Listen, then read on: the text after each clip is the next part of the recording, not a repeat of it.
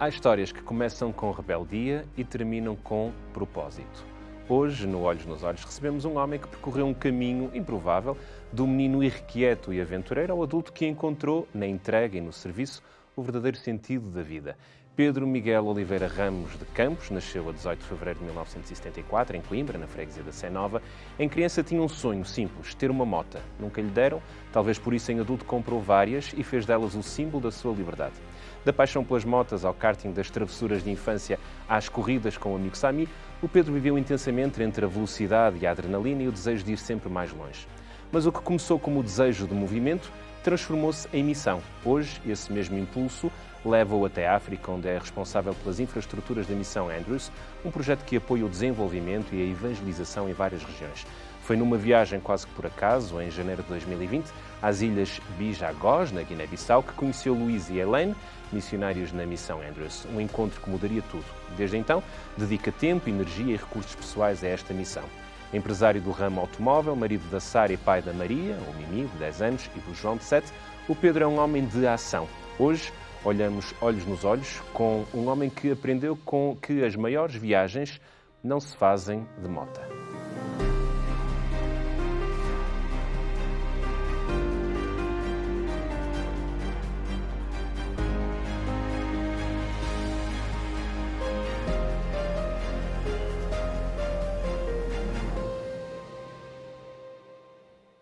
Pedro Campos, qual foi a maior viagem da tua vida, no sentido figurado? Ou literal, se quiseres.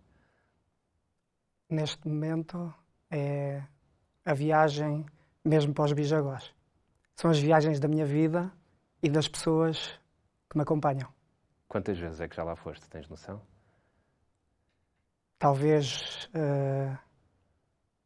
10, pelo menos, desde 2020, 2 vezes por ano. Tens ido lá várias vezes. Quando eras criança, algum dia te imaginaste ser este tipo de pessoa que hoje és, que aproveitas qualquer oportunidade para ires até a África e ajudares pessoas que nós nem temos noção das necessidades que têm? Não tinha essa ideia em criança, mas sempre tive na minha cabeça o viajar. Gosto muito de viajar, de conhecer o novo mundo, da aventura. Mas porquê é que não tinhas essa ideia em criança? Certamente em criança já vias, ligavas a televisão, vias programas até da Unicef, da ONU, de missões humanitárias, etc. Tu olhavas para aquilo e aquilo não te dizia nada. Para já, nessa altura, só via o canal 1. E o 2, não? Talvez. O 2 apareceu mais tarde. Não tínhamos acesso a muita comunicação. Ainda para mais, eu vivia numa aldeia, não tinha tantos acessos. Mas talvez o clube de Tições, onde comecei a frequentar, quando fui para a igreja aos 6 anos, e essas aventuras que lá fazíamos, as atividades, se calhar me motivaram sempre para estes princípios. Tu disseste que começaste a frequentar a igreja adventista aos 6 anos. Como é que isso aconteceu? Os teus pais eram adventistas? Não eram adventistas. A minha mãe começou a frequentar, depois conseguiu convencer o meu pai a ir, e depois nós fomos por arrasto e começámos a participar. Eu, desde o início, que gostei sempre de ir à igreja, principalmente pelo clube de desbravadores. Era isso que tu mais gostavas na igreja? Era. No caso, o teu pai... Tu tens uma irmã, não é? Sim, tens uma Lígia. irmã. Sim. E como é que era? Estamos a falar do interior profundo de Portugal, com todo o respeito por aquela região, mas presumo que final dos anos 70, início dos anos 80, Vila Nova de Monsarros, no caso a localidade era mesmo Monsarros, estamos a falar ali de uma região da Bairrada, podemos chamar-lhe assim, era uma região muito interior na altura, ou como é que tu classificas, como é que era aquela região onde cresceste nos anos 80? Sim, muito mais fechado do que Aveiro, Coimbra, Porto ou Lisboa. Nasci longe desses centros. Mas havia ali algum ambiente único que tu possas dizer que a tua infância possa ter sido diferente daquela que alguém que cresceu noutra região do país tenha vivido, ou era tudo igual? Não tínhamos acesso a tanto conhecimento, a tantos materiais, e uma das coisas que me levou a voar, assim de pensamento, foi precisamente o Clube dos Desbravadores, Tições, porque começámos a ir acampar fora, a ir para a Costa de Lavos, e daí deu abertura para muitas outras aventuras. Chamavam-te aqui, das pessoas com quem nós falamos, uma palavra que se poderia adaptar a este Pedro dos anos 80, rebelde. Achas que é correta essa palavra? Sim, era muito rebelde. um pouco desobediente, estava um bocado fora da caixa na altura. Mas desobediente, mas ao mesmo tempo muito empreendedor, muito ativo e muito organizado. Como é que isso se adapta na mesma pessoa? Na realidade, não sou muito organizado. Mas atualmente és, ou ainda não achas que sejas? Sou organizado, mas podia ser melhor. Eu tenho muita capacidade de improviso. E essa capacidade de improvisar, às vezes, leva as pessoas a pensar que eu sou organizado, mas na realidade não sou. Mas essa capacidade de improviso, tu nasceste, já tinha, se calhar criaste essa capacidade de improviso para fugir aos castigos que na altura te queriam aplicar? E para enganar os meus pais, talvez, para dizer para um dia. Nunca se sabe. Mas como é que era então essa tua infância? O que é que tu gostavas de fazer? Já falei nas motas. O teu pai proibia-te algum dia teres uma moto. É verdade isto? Que nunca te deu uma moto na vida? É verdade. Dizia que não me dava uma moto porque não me queria dar uma certidão de óbito. E se calhar ele tinha razão, mas... Sim, tinha razão. Hoje se calhar terias feito o mesmo que ele te fez. Ou não?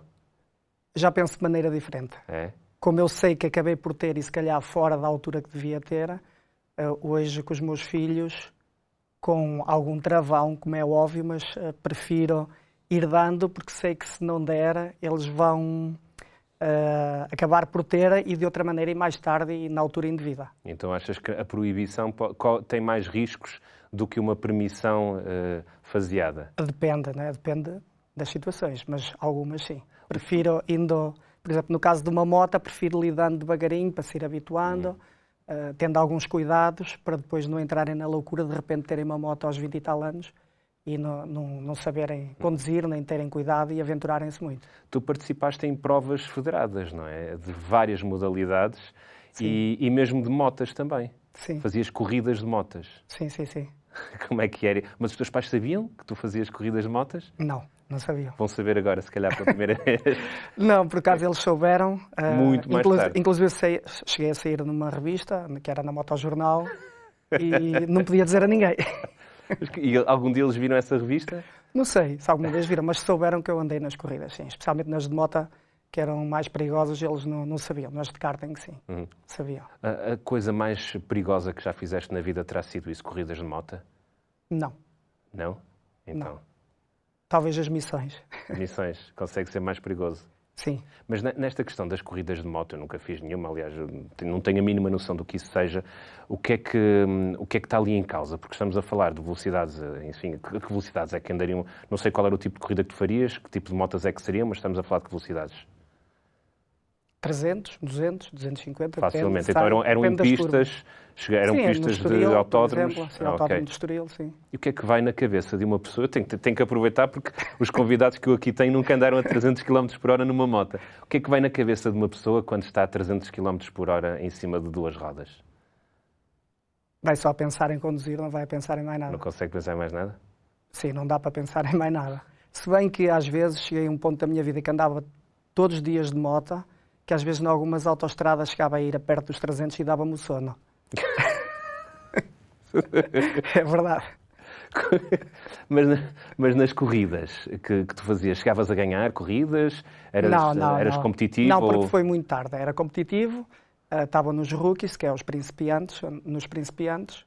Consegui fazer ainda alguns bons tempos, mas nunca cheguei a ganhar nada. Nem nunca tiveste ambições a esse nível? Não, queria-me era divertir. Era a tua preocupação. Sim. Mas, e também fazias kartings. É muito diferente os kartings das motas? Ou... Sim, mas acaba por ser competição. Apanhei muito know-how nos kartings, na condução e nas trajetórias de pista, que depois levei para as motas. Uhum. E a nível dos estudos, tu eras um aluno que se esforçava ou esta é a parte difícil em que não gostavas dos livros? Muito complicada a minha parte dos estudos. Fui um bom aluno, ou médio aluno, até acabar o ciclo. Depois, quando fui para o 7º ano, foi a desgraça total, talvez pelas companhias, por este espírito rebelde. E aí chumbei, salvo erro, 3 anos seguidos. Depois fui para o colégio. Ou seja, estudaste em Monsalos? Não, Anadia. Seria Anadia, estudavas numa escola em Anadia. E depois, a dada altura, os teus pais disseram temos que fazer aqui alguma coisa, eventualmente o desespero deles por verem que tu não estarias a evoluir, e colocaram-te no Colégio Adventista em Oliveira do Douro. Sim. E houve ali alguma mudança ou nem por isso? Não, piorou. Não, mas foi muito bom, porque eu fui, salvo erro, com 12 anos e na altura não havia telemóveis. Para os pais saberem, olha, já chegaste aqui ou ali, então tive de me safar. Um miúdo da aldeia que apanhava o comboio, ia até ao Porto, depois tinha até Gaia, ao Porto. Depois E sozinho? Tu fazias isso com 12, 13 anos e ias sozinho de comboio para hoje? Era impensável. Depois é impensável. Depois apanhava o autocarro, às vezes ia a pé, muitas das vezes o meu pai dava-me uma mesada, que salvo erro, acho que era 500 escudos. Eu depois para cá já não tinha dinheiro para o bilhete e enfiava-me no comboio. E parava em todas as estações e apiadeiros. Quando vinha o revisor, eu saltava para uma carruagem para trás onde ele vinha e safava-me assim. Capacidade de improviso. Mas tu não eras bom aluno, obviamente que não tinha a ver com a tua capacidade intelectual, porque tinhas uma capacidade perfeitamente normal, até diria acima da média, porque quem conduz a 300 km por hora tem que ter uma cabeça extraordinária, digo eu, que nunca conduzi, nem a 200, nem de moto. Isso tem mais a ver com reflexos e cálculos matemáticos, mas por acaso sempre fui mau aluno na matemática, mas lá está. Não criei bons princípios, ou não quero culpar os meus pais, não é? Mas quando os pais às vezes estão muito ocupados e não estão atentos e ajudam ou direcionam os seus filhos a estudar, é normal que depois, com as tentações que aparecem ali com 12, 13 anos, né, estamos ali na pré-adolescência e adolescência, e que nos percamos para mais, no meu caso, foi para a vagabundice. Mas conduzir a 300 km por hora exige também capacidade matemática? Disseste isso e eu fiquei curioso. Em que sentido? Tens que ser muito rápido a fazer cálculos matemáticos para saberes em quanto tempo tens de parar. E reflexos, que também é muito importante. Os cálculos matemáticos é tu saberes definir, vais na reta a fundo, por exemplo, 300, 320, e tens que fazer a seguir uma curva a 70 ou 80. E então tens de calcular o local onde tens de iniciar a travagem. Senão começas a travar a meio da reta, ou seja, tens de levar até ao máximo limite o início da travagem. Isso é uma coisa que se faz por instinto, mas também por experiência? Sim, vai por experiência, tem que se treinar, tem que estar habituado e nem todos temos a mesma capacidade para isso. Uhum. E também gostavas de jogar xadrez, ou seja, também xadrez, no fundo é também cálculos matemáticos. Mas não tinha muita paciência. É? Porquê? Sim, para xadrez. Porque se começava a perder, ficava um bocado revoltado, nervoso. Uma vez até cheguei a mandar uma peça à cabeça do Sandro. Um amigo, o Sandro é teu cunhado, não é? Sim, meu cunhado. Mas tu eras uma pessoa nervosa já, ou seja, vivias muito à custa dos instintos na tua adolescência? Era muito assim, o Pedro Campos rebelde que nós estamos aqui a falar? Sim, era muito difícil de controlar, de ter domínio próprio. Isso é uma coisa que se vai aprendendo com o tempo. Então já agora, para quem nos está a ver e que possa ser um adolescente sem domínio próprio, ajuda-nos. Atualmente sentes que tens domínio próprio ou ainda continua a ser algo difícil para ti? Não, já é muito mais fácil. Já não abre... abre... Como é que isso se adquire? Com experiência, com leitura, mais com experiência de vida, porque depois acabamos por aprender que os impulsos,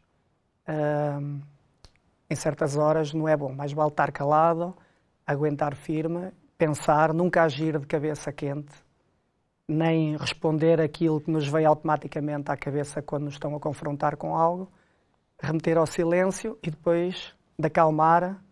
Eu faço a regra, há quem diga que é a regra de respirar 3 vezes ou contar até 3. Eu, no meu caso, tem de ser 3 minutos. Está ali muita coisa para deitar cá para fora. Então, depois desse tempinho é que respondemos com calma. E às vezes nem no próprio dia. Ou seja, quando enfrentas alguma situação assim de maior ansiedade, costumas fazer isso e funciona? Sim. Prefiro não responder logo, prefiro remeter-me ao silêncio e falar mais tarde. E tu nessa altura, então estamos a falar de alguém que gostava imenso de desporto, que percebia que estudar não era assim muito a tua vontade, mas já sonhavas ser empreendedor? Já havias ali alguma capacidade no Pedro, com 14, 15 anos, de poder vir a ser um empresário? Sim, sempre sonhei trabalhar por conta própria, embora tenha começado a trabalhar por conta de outrem. Já nessa altura pensava em ganhar dinheiro para abrir um negócio só para mim. Uhum. E como é que tu olhas hoje em dia para, enfim, está muito na moda, uns chamam de influencers, outros coaches, enfim, há vários nomes que podem ser dados àquelas pessoas que encontram que há um caminho muito específico para ser um empreendedor. Tu fugiste completamente a esse trajetório, ou é essa trajetória que hoje em dia quase que dizem que tem que ser este o caminho, que é acreditar em si próprio, que todas estas questões que nós vemos, tu fugiste muito a isso, ou no fundo estavas a fazer isso sem saberes? Sim, na altura não havia mentoria como há hoje. Descobri o meu próprio caminho, com muitos erros, errei muito, mas com os erros é que se aprende. Acho que é impossível evoluir sem erros. E terias evitado alguns desses erros, talvez? Sim, hoje com o conhecimento que tenho, claro. O que é que tu dirias ao Pedro Campos, que com 14, 15 anos colocava lençóis, não era? Amarravas lençóis uns aos outros para desceres dos quartos onde estavas. O que é que tu lhe dirias se estivesses cá em baixo e ele estivesse assim a descer naqueles lençóis? O que é que tu lhe dirias? Volta outra vez a descer. Volta outra vez a descer? Sim, porque essa parte é boa. Era importante. É importante às vezes o risco, o sairmos da caixa, porque se estivermos ali sempre fechadinhos, também não conseguimos crescer nem ver o que se passa à volta. Isso faz parte da adolescência. Uhum. É normal. Agora, claro, devemos respeitar muito aquilo que os nossos pais nos dizem, porque o que eles nos dizem é para nosso bem. E eu hoje faço isso com os meus filhos. De uma outra forma que os meus pais me disseram, porque na altura os meus pais diziam quase por temor e sem explicar o porquê. Eu hoje em dia faço muita questão de explicar o porquê para que eles cheguem, eles próprios, à conclusão. E vês um bocadinho nos teus filhos, um bocadinho do Pedro Campos dos anos 80 ou não vês nada neles? Vês? Cara chapada, vou ter que sofrer. É? E como é que tu fazes? O que é que o facto de teres experiência de desceres com os lençóis amarrados, que tipo de pai é que te torna? Um pai normal. Eu para já tenho consciência que tudo o que fiz meus filhos também vão fazer igual ou pior. Não sei. E ter consciência disso e que eles vão passar isso e na altura certa, para mim é importante. São fases normais da adolescência. Tu na adolescência, quer dizer, até antes gostaste sempre muito de desporto. Sim. Não só desporto automóvel ou motorizado, mas também desporto como futsal, futebol, etc. Joguei muitos anos futsal. Isso foi positivo na tua vida? Consideras Sim. que isso é importante? Desporto de grupo e ter alguém, um coach, o nosso mister, e que manda e que impõe respeito, acho que isso é muito importante. E tu conseguias adaptar um jovem rebelde a ter que seguir as regras de um desporto de equipa? Que remédio. É muito importante, hoje em dia, os miúdos terem um desporto de equipa. Uhum. E no caso, que tipo de desportos é que e tu fizeste muito, ainda continuas a fazer, não é? Ainda continuas a praticar desporto todos os dias. Tu és aquele tipo de pessoa que quando se mete numa coisa vai até ao fim e tem mesmo que conseguir dar o máximo naquilo? Sim, isso é sem dúvida. Já passei por vários desportos, pelo ciclismo, agora num outro também estou a tentar dar o meu melhor.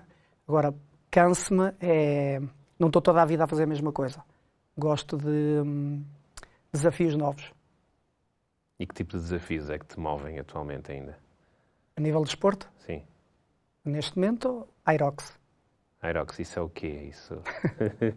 É um conjunto de ter de correr muito, de carregar-me, fazer 1 km de ski, 1 km... Ski?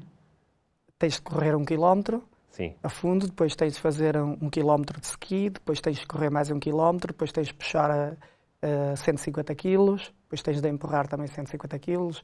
É um desporto muito duro neste momento, mas basta pesquisar. Mas é raro aqui em Portugal, há vários praticantes? Já começa a haver muitos praticantes nos ginásios. E como é que te lembraste disso?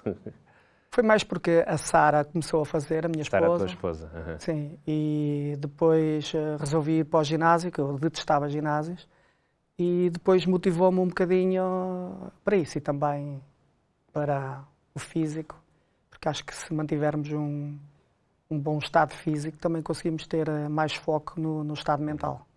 E por falar em físico, vimos que estás de t-shirt e esse projeto Miss São Andrews, nós já vamos falar daqui a pouco. Vamos só para o primeiro intervalo deste Olhos nos Olhos com Pedro Campos, é o nosso convidado. Daqui a pouco vamos falar mais sobre o que é isto de ser empreendedor, mas sobretudo de um projeto que está a ajudar a África. E como é que de um empresário se lembra de, numa viagem meramente turística, apoiar tantas e tantas crianças como acontece com a vida do Pedro. Até já. TV Novo Tempo, o canal da família, o canal da esperança. Segunda parte do programa Olhos nos Olhos, com Pedro Campos, o nosso convidado. Falamos sobre alguns projetos que norteiam a sua vida. Começamos um bocadinho aqui pela tua infância, por algumas destas confissões que nos foste fazendo. Tu sempre foste uma pessoa de muita ação, no sentido em que gostavas de criar coisas e de fazer coisas. Isso também acontece com os jovens da tua igreja. Falamos da tua igreja, que frequentas a Igreja Adventista do Sétimo Dia de Vila Nova de Monsarros. Sempre gostaste muito de fazer atividades com jovens, de promover atividades com jovens, seja em acampamentos também, de tições, uma faixa etária mais nova. Sempre gostaste muito disso? Sim. É sempre um privilégio poder ir à Costa de Lavos e participar na organização de um acampamento de tições. O que é que tu mais gostas quando organizas estes acampamentos? Fazes parte das direções. O que é que te mais dá prazer naquela convivência com os mais novos? É ver que eles estão felizes e que gostam daquelas atividades que não são normais no dia-a-dia deles. E achas que aquilo pode fazer diferença na vida espiritual de um jovem frequentar este tipo de atividades ainda tão jovens? Faz toda a diferença. Tudo se proporciona para a parte espiritual, nem que seja um jogo de água, uma pista, porque no fundo motiva-os à leitura, ao estudo e à prática da oração. No caso de crianças ainda pequenas? Sim. Desde que idade é que tu começaste a participar nestes acampamentos, nestas atividades com os mais jovens? Desde o ano 99 ou 2000, salvo erro, através do Jorge Branquinho, que me convidou. Jorge Branquinho, que é um líder de jovens, etc. Há alguém muito específico que sempre te acompanhou nestas leads, que era uma cadela que tu tinhas, não é? Sim. Posso dizer o nome? Fazes. Galdéria. Porquê? Porque ela andava sempre na rua e lembrava-me uma Galdéria. Pronto. Mas ela era uma cadela abandonada que tu recolheste? Não. Comprei-a, uma labradora, e eduquei-a, e era uma cadela muito obediente. E as crianças gostavam muito de lidar com ela? Sim, gostavam. E tu recordas-te dela? Terá sido aquele ser que mais saudades tu tens? É um dos seres que, lá está, que de vez em quando ainda me lembro dela e vem uma lágrima ao canto do olho. Mas porquê? Porque essa cadela era muito especial, que só lhe faltava praticamente falar. Ela fazia tudo, eu ia-me buscar o telemóvel se ele começava a tocar, trazia-me... Buscar o telemóvel? Sim. Como? Muitas coisas, com a boca, mas só se ele dissesse. Para ir buscar qualquer coisa, para acompanhar crianças, uma boa companheira mesmo. E quantos anos é que conviveste ainda com ela? 11. 11 anos. Morreu cedo porque ela conviveu demais comigo e fez-lhe mal. Mas o que é que lhe aconteceu? Morreu com um cancro e despediu-se. Sim? Ela sabia que ia morrer e despediu-se nesse dia. Como? Fez um gesto diferente de todas as vezes que eu a tinha levado ao veterinário e deu tipo um último suspiro em cima de mim e depois foi. E esse foi um dos momentos mais difíceis que tu viveste? Sim. É difícil eu chorar pela morte de alguém, mas pela cadela chorei muito. Porque és muito racional? Procuras ser muito racional ou escondes as emoções que vives? Não, porque até hoje, com as pessoas ente queridas que morreram, eu fiquei de consciência tranquila, que convivi com elas, fiz os possíveis para as visitar. Estou a falar do caso concreto dos meus avós. Inclusive, eu não consegui, estava fora, no estrangeiro, quando eles morreram, não consegui vir ao funeral e fiquei de consciência tranquila, porque o que fiz em vida. Quem te conhece diz que tu gostas muito de ajudar os outros. É verdade isso? Sentes isso? É. Antes mesmo de fazeres parte desta... De fazeres, no fundo, de criares quase esta ajuda que tens feito na Guiné, na Guiné-Bissau, já gostavas de ajudar qualquer pessoa que precisasse? Como é que tu funcionas a esse nível de ajudar os outros? Eu não tenho muita explicação para isso, mas eu sinto prazer em ajudar os outros e é natural. Não consigo explicar porque sinto-me bem. Realiza-te de alguma forma? Sim. Nós temos algumas imagens, algumas fotos. Que vem Não, nenhuma delas é comprometedora. Algumas fotos que nós podemos mostrar aqui, que nós gostaríamos que tu comentasses. Esta aqui é o Pedro Campos com quanto tempo? De idade? 1 ano. Com 1 ano, sensivelmente, à volta disso, não é? E temos mais imagens. Aqui quem é? É a minha irmã. Lígia, não é? Ela é mais velha que tu. É, 6 anos e meio. Ah, ok. Nunca vi essa foto. E esta aqui também é ela. É ela, devia ter para aí uns 10 anos, talvez. Eu, Uhum. Aqui, a minha mãe, a minha irmã e eu. no Natal, presumo, parece-me que Sim. é. Ah, e aqui é O o meu teu pai pai. com bigodaço da moda. Aqui sou eu já na adolescência, talvez já com 12, 13 anos. E aquilo é o quê? É um... É um pacalo, como diz o meu filho, um cavalo. Ah, Aqui já deve ser aí com uns 40 anitos. uhum. Isto é a família, presumo, Sim. amigos. E creio que ainda temos mais uma Não, foto. tudo família. Ok. E aqui são os teus filhos, não é? E a tua esposa. Sim, o ano passado. Uhum. Pedro, qual terá sido aquele momento que mais te fez sofrer na tua vida, quando agora tu olhas? O que mais fez sofrer é difícil. Não tenho assim muitas partes de sofrimentos. Sincero, sempre fui uma pessoa abençoada e sempre lidei bem com a frustração. Talvez parte da educação, o facto de ter-me desenrascar sozinho, talvez isso. Não tenho assim uma história muito difícil. Uhum. Ou seja, quando olhas para trás, vês que na verdade a forma como tu ias superando os obstáculos era quase com mais naturalidade. Sim, sim, sim. E ainda hoje sou assim. Tento aproveitar os momentos maus ou as fases difíceis para ainda me autodisciplinar e promover ainda mais. E mudaste alguma coisa na tua relação, por exemplo, com os livros ou no fundo aquela tua insubordinação da adolescência mudou hoje em dia? Ou sentes mais necessidade, por exemplo, de conhecer mais e aprofundar mais os assuntos? Porque para quem introduz no novo desporto, por exemplo, tu estudas muito sobre aquilo que estás a fazer, não é? Para quem se aplica tanto, continuas, como é que tu funcionas? Um bocadinho. Eu gosto muito de efeito de surpresa. Não sou daquelas pessoas que vai para algum lado ou para um país e que já sabe onde é que vai dormir, o que é que vai comer, o que é que vai fazer. Eu gosto desta parte da surpresa. E então não sou uma pessoa que quando entro em algo que vá estudar muito acerca do assunto. Vou tomando conhecimento a seu devido tempo. Uhum. Podemos dizer que és um empresário do ramo automóvel, será a palavra mais correta? Sim, neste momento sim. E tudo o que tu sabes de carros tem a ver com a experiência que foste adquirindo ou Sim. tens mesmo também... Sim, aí tenho-me a aplicar, quando, por exemplo, nesta parte agora dos veículos elétricos, é óbvio que tenho que acompanhar e estudar esse assunto. Não é? E foi difícil criar uma empresa? É difícil criar uma empresa, manter uma empresa? Criar é fácil, manter é outra...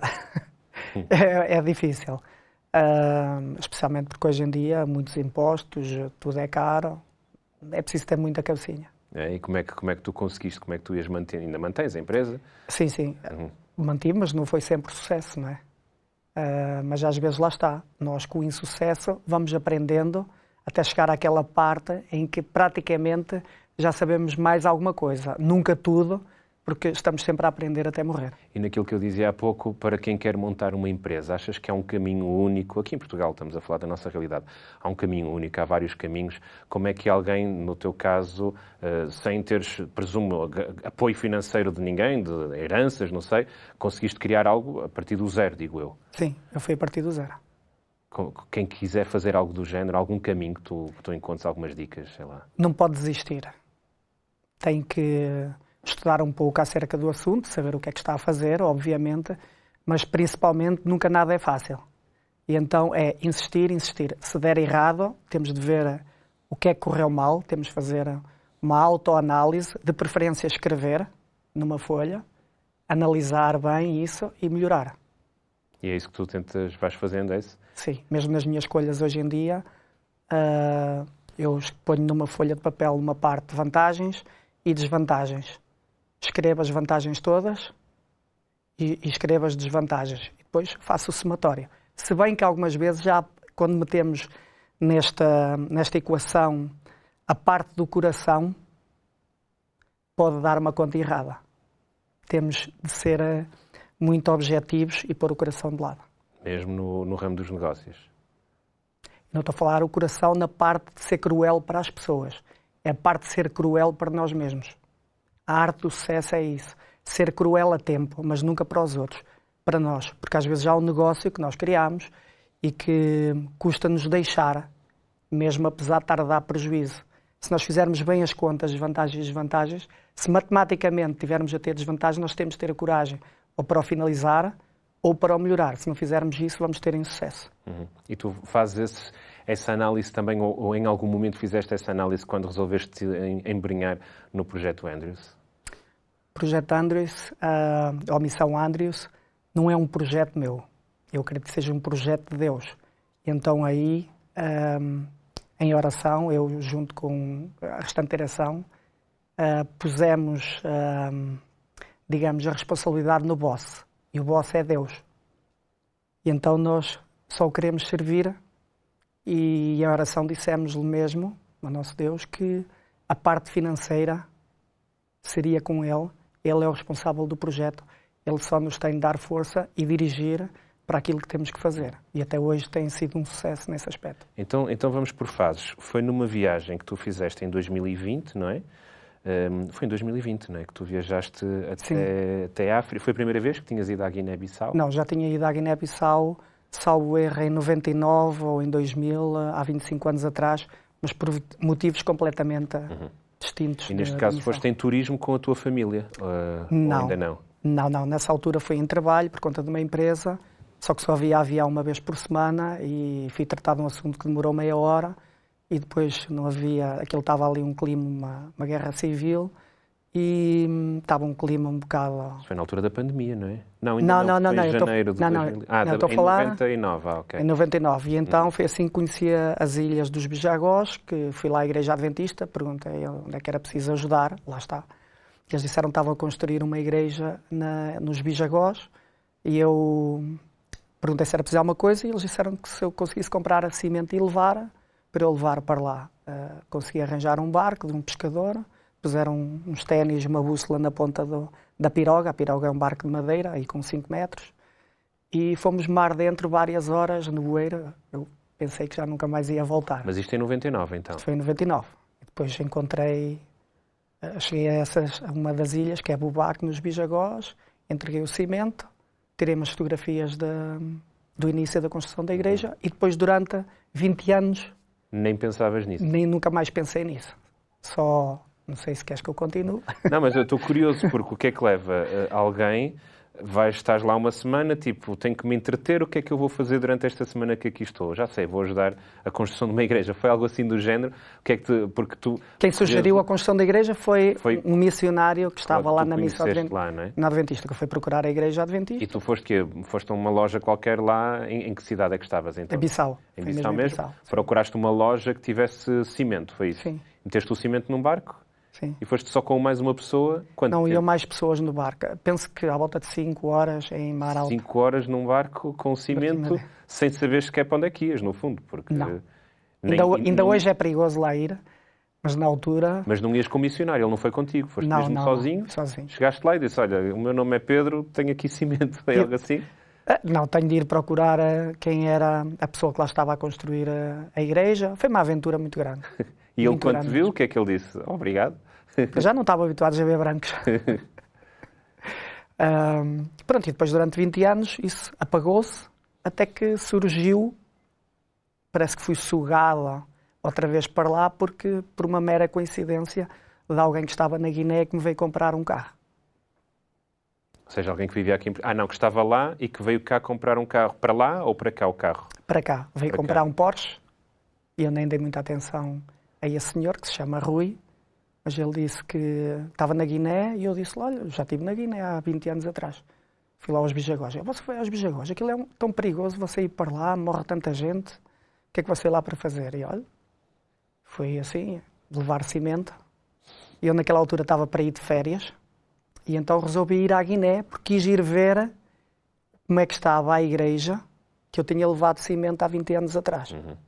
Mas pronto, há uma parte antes aí, que eu queria fazer um parênteses, que é, cerca de 1 ou 2 anos antes, eu andava a orar para Deus me dar um propósito e para Deus me usar da maneira que Ele quisesse. Não sei se foi extrema coincidência ou não, mas essa pessoa que me apareceu para comprar o Porsche levou-me com que eu fosse, se calhar na altura certa, para quando eu fui visitar essas ilhas, fui à Guiné e fui visitar essas ilhas, estavam lá 2 missionários brasileiros e que me levaram é isso que eu digo, fui sugado para aquela missão, porque fui na altura certa em que estavam a começar este projeto. E esses 2 missionários que nós falávamos nisso, o Luís e a Elaine. A Luís e a Elaine. Sim. Mas e tu foste sozinho dessa vez ou foste acompanhado? Fui com a minha família. E qual foi... o que é que tu viste quando chegaste aos Bijagós?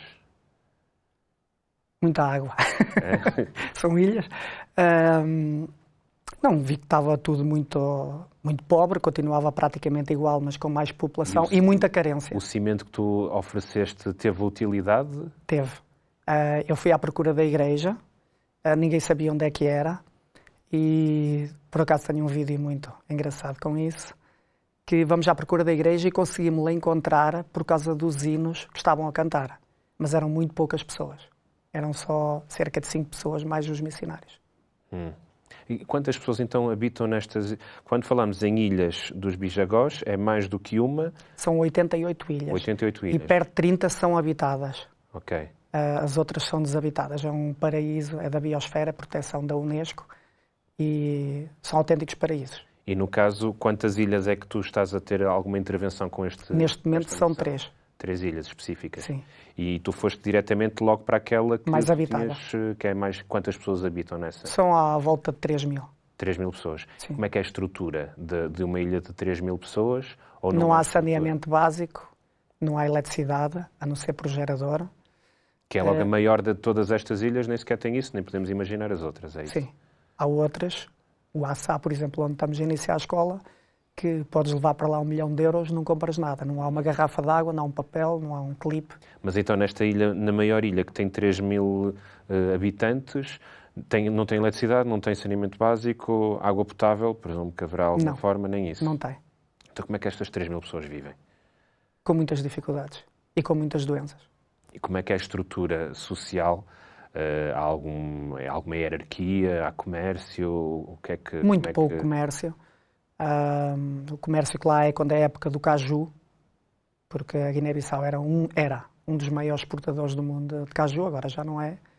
E a nível de comércio é mesmo só a apanha do caju, é onde eles podem ganhar dinheiro, fora pequenos negócios que há lá de venda de roupa, de fruta, fruta escassa.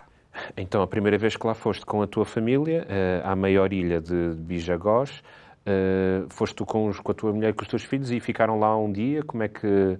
Não, fiquei uma semana.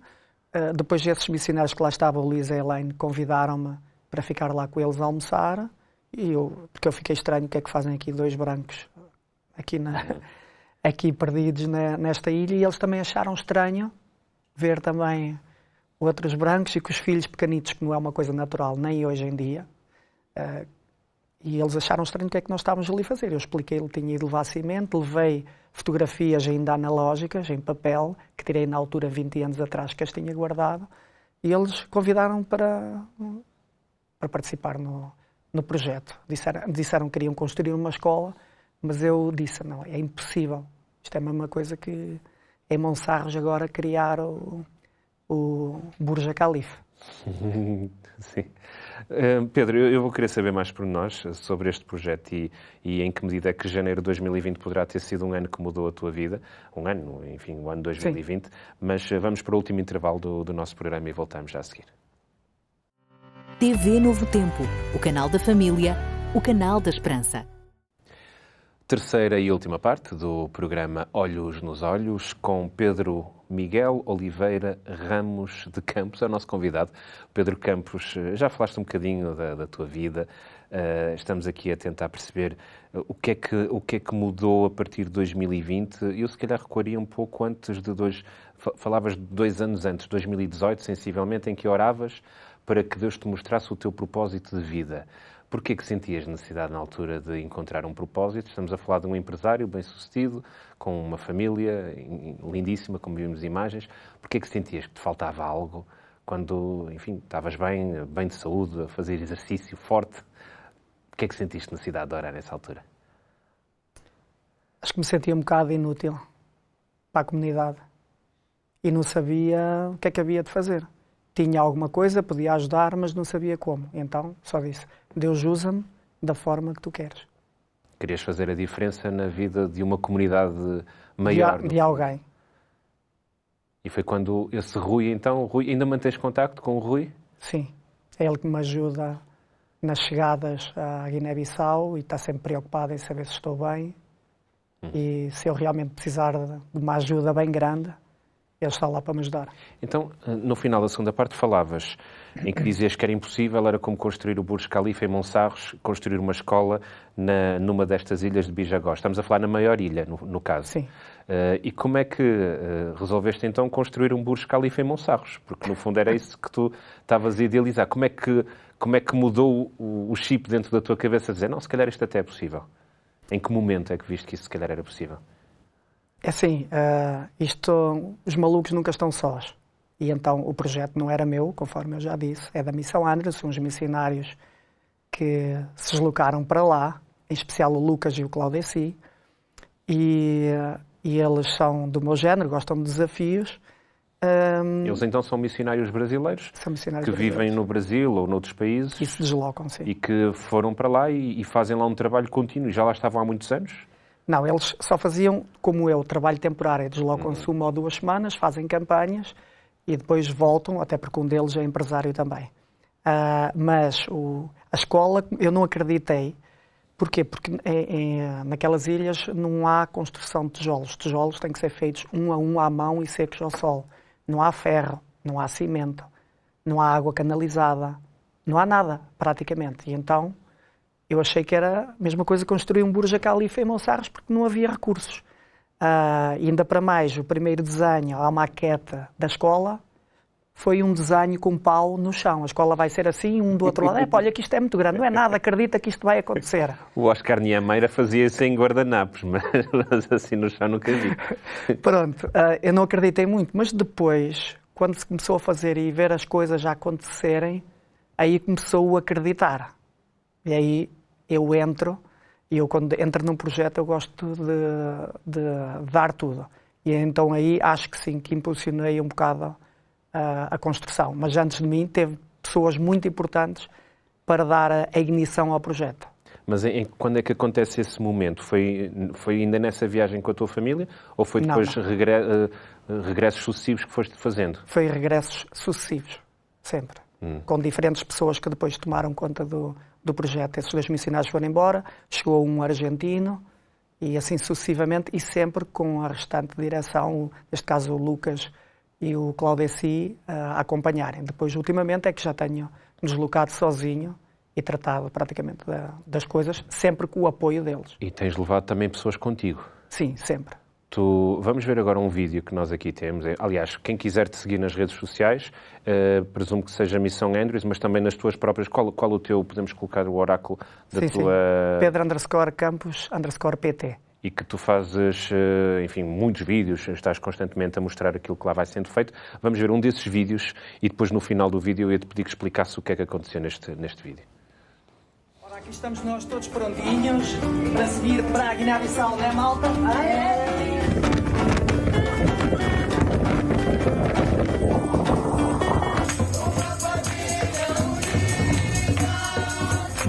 Uhul! E vamos nós para a missão!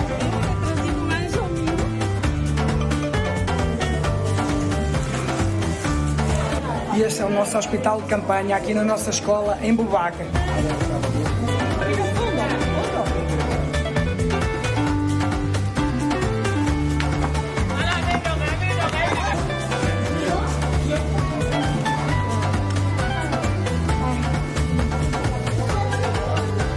Aqui a nossa faz tudo, é médico, odontologista, enfermeira, professora, odontologia, tudo ao mesmo tempo. Bastante infectado, portanto vamos ter que medicar para as 2 situações. Aqui temos uma úlcera.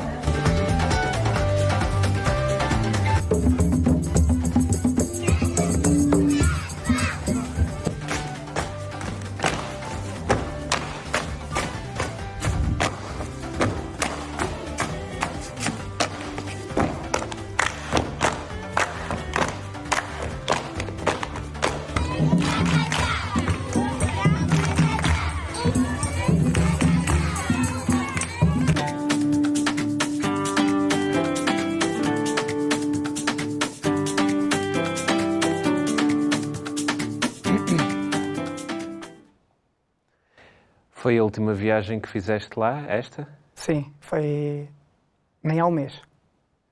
E como é que tu mobilizas? A maior parte destas pessoas que viajaram contigo nem sequer são cristãs ou adventistas ou Algumas nem sabem que eu sou adventista. nem sabem. Então o que é que as move a estas pessoas irem lá? Ou como é que tu as consegues mobilizar para irem contigo a este lugar? Eu praticamente não mobilizo, elas aparecem a dizer que querem participar na missão, porque vêm alguns vídeos nas redes sociais e pedem. E acaba por ser uma missão dentro de outra missão. Porque nós vamos lá com uma missão de ajudar, mas quem leva também acaba por ter o conhecimento e vir mais rica. Então que pessoas é que tu aqui tinhas? Médico? Tu falaste numa médica e depois... São vários médicos e a enfermagem e também pessoal que vai para ajudar noutras áreas. E como é que tu conheces estas pessoas? Ou já, presumo que algumas nem Não as conhecias. Não os conhecia. Há pessoas que vejo pela primeira vez no aeroporto. No aeroporto? Sim. E como é que isso funciona, a logística disso? És tu que tratas tudo sozinho ou tens pessoas que te ajudam nestas questões mais logísticas, burocráticas? Logística nestas viagens sou eu praticamente sozinho, que resolvo com alguns conhecimentos que tenho. Na parte da escola, isso já é diferente, já tenho muita gente a apoiar-me. E estes vídeos és tu que fazes, que editas, que fazes tu também Sim, sozinho? faço tudo.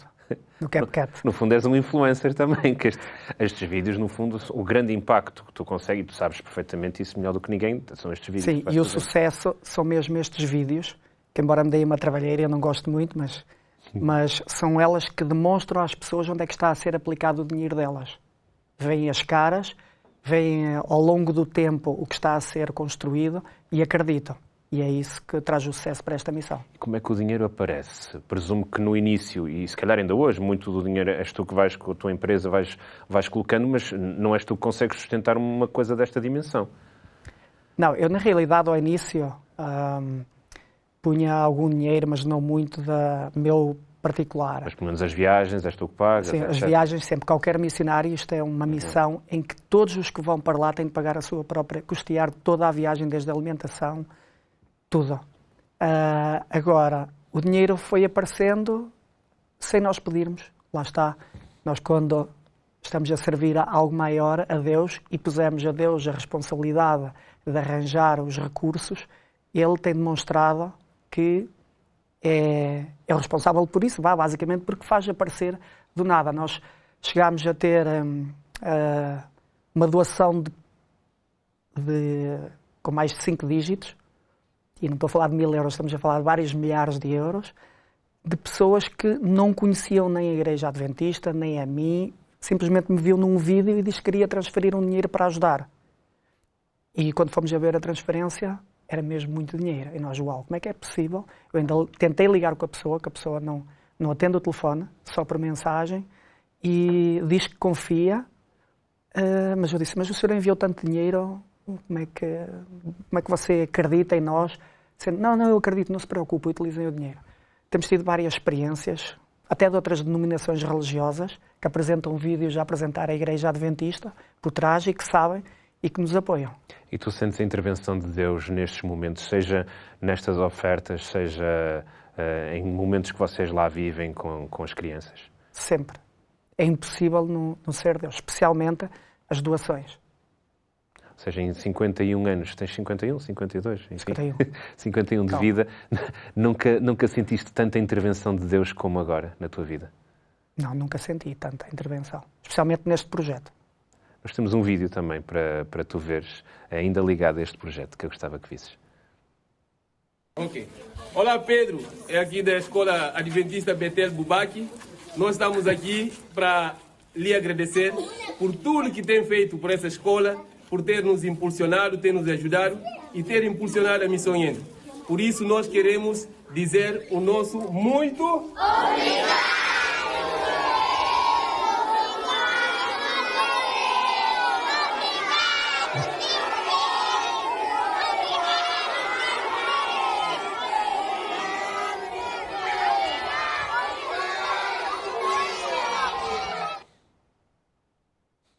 O que é que tu sentes ao ver esta imagem? Realizado. Satisfeito. Já me tramaste, disseste que eu ia chorar e eu disse que não. Mas fico muito satisfeito, mas na realidade quem ganha mais até sou eu. E há uma coisa que eu quero dizer acerca desta escola, que começou só como uma escola e que rapidamente, seguindo o exemplo de Jesus, que ele não tratou logo de curar as pessoas, mas, peço desculpa, não tratou logo de falar de religião, mas sim começou por tratar das necessidades básicas. E nós, quando acabámos a escola, que é interminável, está sempre em obras de manutenção, vimos que as crianças iam, muitas delas, sem uma única refeição, iam com fome para a escola. E nós, seguindo o exemplo de Jesus, decidimos fazer uma cantina. E alguém se ofereceu para pagar essa cantina.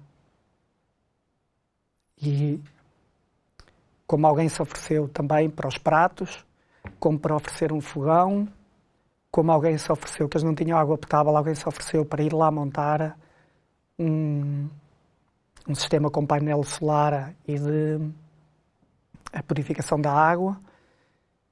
E sinto-me muito realizado por isso, não só pela escola, mas também por esta parte de mais necessidade que as crianças têm. Assim como enviar estes médicos, que é uma satisfação, porque não têm acesso a um único dentista, passam dores horríveis e privações horríveis por parte odontológica e tudo.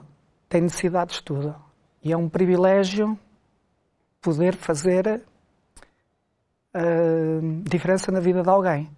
Só que eu, na minha vida, pensei que ia mudar uma ou duas pessoas. E acabas por fazer a diferença em centenas de crianças. Não sou eu. Eu sou um servo. Pedro, mesmo para terminar, eu gostava que tu partilhasses um pouco qual é o próximo passo. O que é que tu sonhas ainda fazer na vida destas crianças que acabamos de ver? E são tantas e tantas. O que é que tu ainda gostavas? O que é que tu ainda sonhavas? O que é que tu ainda precisas? Para já, quero manter. Estamos a fazer crescer noutras ilhas, outras escolas. Já vamos inaugurar uma em 2026, em outubro. Está a correr bem a construção.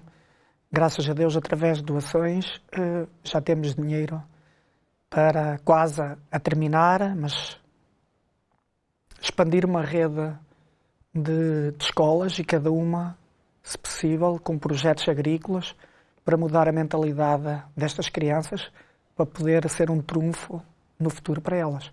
No fundo é isso, é uma tentativa de conseguir que estas novas gerações consigam ter acesso a algo que as anteriores nunca conseguiram ter. É isso.